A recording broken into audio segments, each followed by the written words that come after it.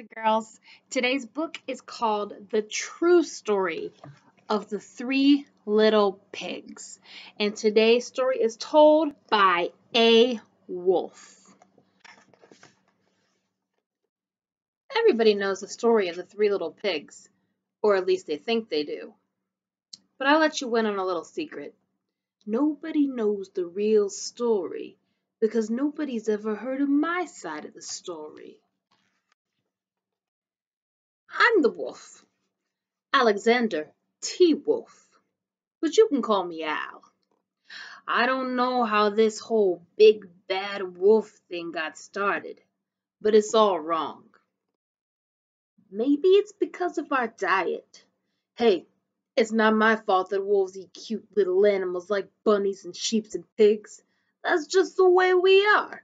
If cheeseburgers were cute, folks would probably think you were big and bad too.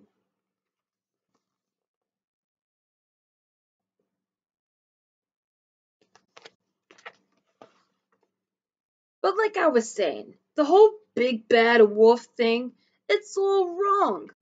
The real story, it's about a sneeze and a cup of sugar. Now this is the real story.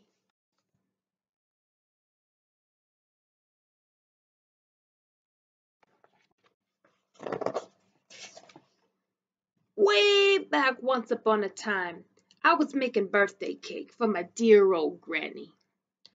I had a terrible sneezing cold. I ran out of sugar.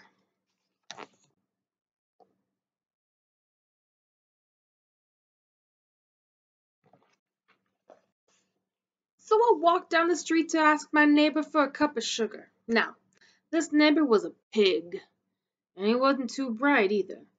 He had built his whole house out of straw. Can you believe it? I mean, who in his right mind would build a house of straw?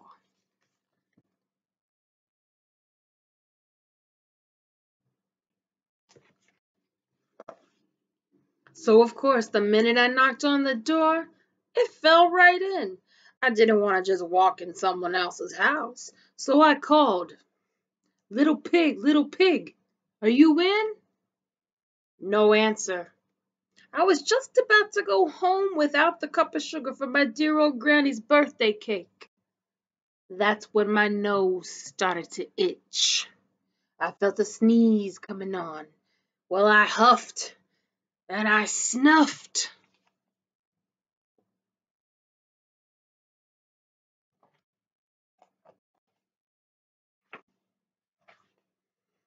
And I sneezed a great sneeze.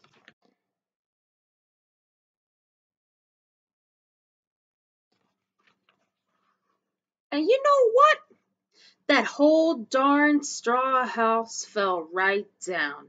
And right in the middle of the pile of straw was the first little pig, dead as a doornail. He had been home the whole time. It seemed like a shame to leave a perfectly good ham dinner lying there in the straw. So I ate it up. Think of it as a big cheeseburger just lying there.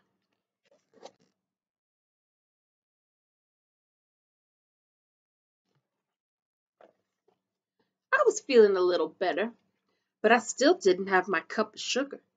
So I went to the next neighbor's house.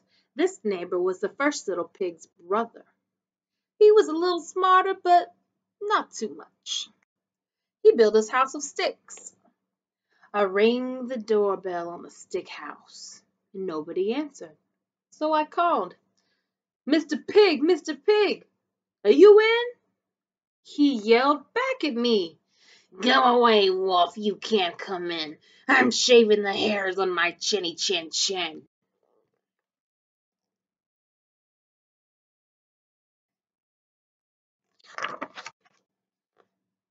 I had just grabbed the doorknob when I felt another sneeze coming on.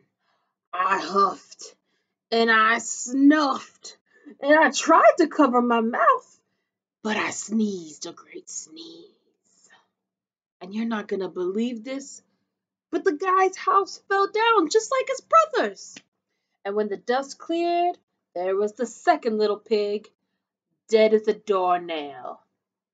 Wolf's honor.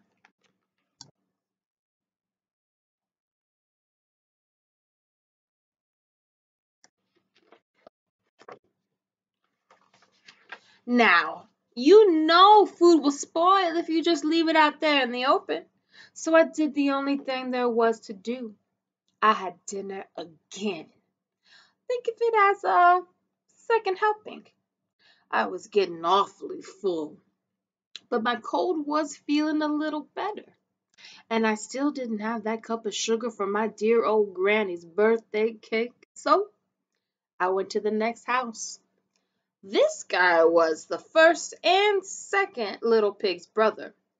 He must have been the brains of the family because he built his house of bricks. I knocked on the brick house. No answer. So I called, Mr. Pig, Mr. Pig, are you in? And do you know what that rude little porker answered me? Get out of here, Wolf. Don't bother me again.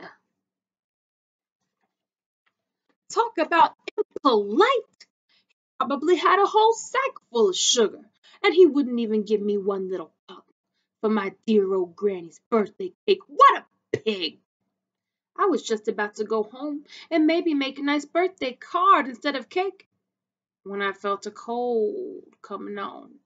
I huffed and I snuffed and I sneezed again, and then the third little pig yelled, and your old granny can sit on a pin.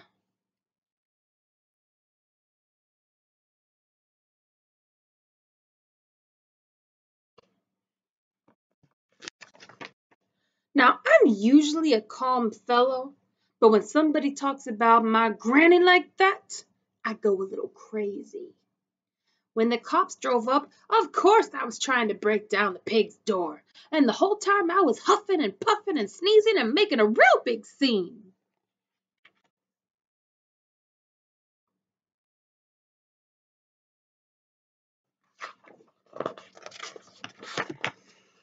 The rest, as they say, is history.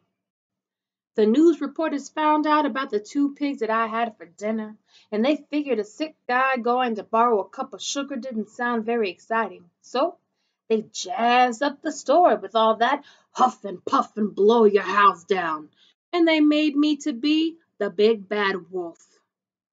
That's it, the real story. I was framed.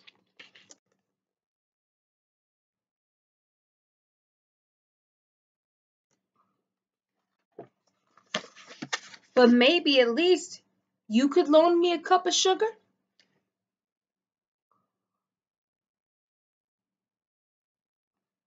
All right, boys and girls, I hope that you enjoyed that book. If you did, make sure that you like this video and subscribe so that you can see what our next book will be. Also, down below, there are a few comprehension questions, and so you can answer those, and it'll help make you smart.